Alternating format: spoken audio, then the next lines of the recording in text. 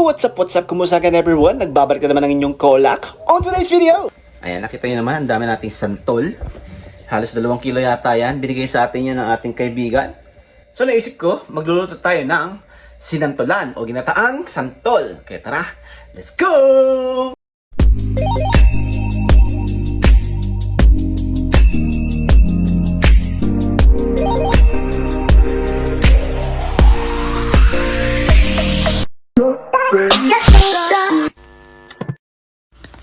So yan, umpisa na natin. Babaltan muna natin ang ating santol. Ayan, marami-rami ito. Mapapalaban tayo.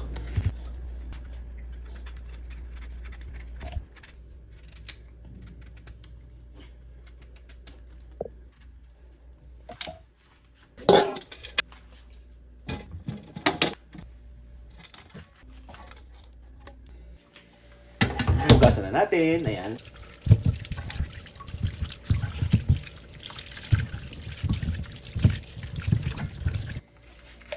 So maglalagay lang tayo ng asin sa ating paghuhugasan ng ating santol. Gawa ng para matanggal yung lagkit, di ba? Di ba nakita niyo pag nagbabalik kayo, malagkit siya. Ayan. After hugas, hatiin na natin sa dalawa. At tatanggalin natin yung mga buto kasi hindi natin yung kailangan. Gagadgarin na natin. So ano sa inyo yan? Gusto niyo ng mas makapal o mas manipis? So ako gusto ko ng mas manipis para madami. Pagkagadgad, ayan. So, pipigayin na natin. Kailangan natin pigayin na mabuti. Tatanggalin natin yung asim. Okay? Ano kaya lasa nito? Alam niyo mga kolak, first time kong magluto ng sinantolan. Ay, totoo. Hindi pa nga ako nakakatikim ng ganito sa buong buhay ko eh. Ayan, sa pangpiga. Kasi hindi pa napigang mabuti to.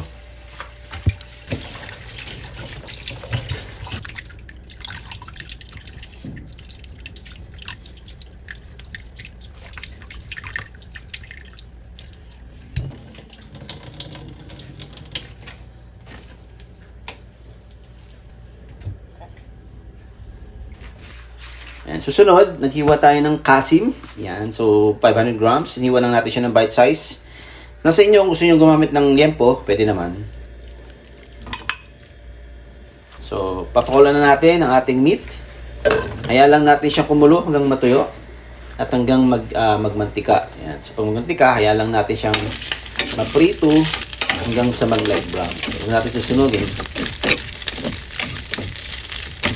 Nag-light brown na siya, lagyan na natin siya ng bawang, sibuyas, yan.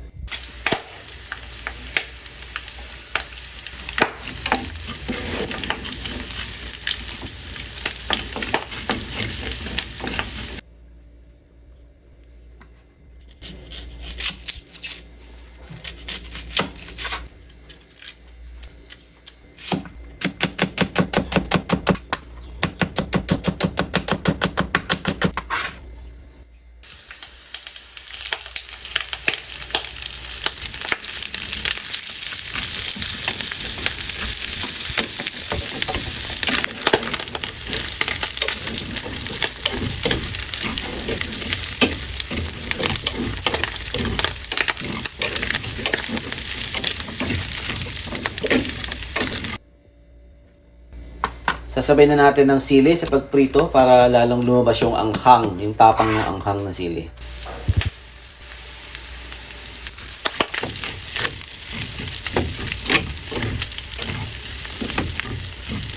Yan, so lalagyan na natin ang ating main ingredients, ang kinagad nating sinantolan. Ay no, santol pala.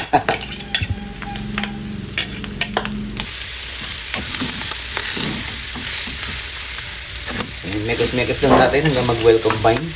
Then saka natin ilalagay ang ating gata. Ayan.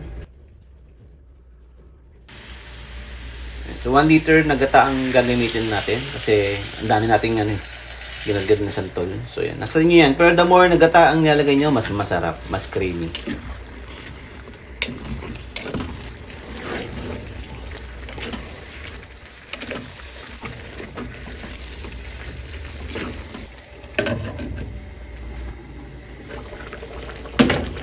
Susunod, lalagyan natin ng suka. Pero optional yan ha, nasa inyo yan. Kasi ako, nilagyan ko ng suka para ma-preserve yung ating ginataan.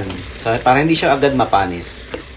At isa pa, para tumapang yung ating yung gata, yung lasa ng gata.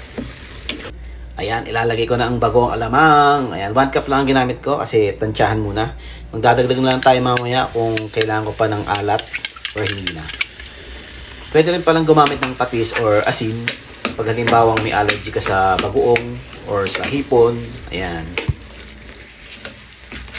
Next, naglalagay ako ng siling haba. Ayan. Pero optional lang yan. Gusto ko lang, gusto ko lang maglagay ng ng dekorasyon.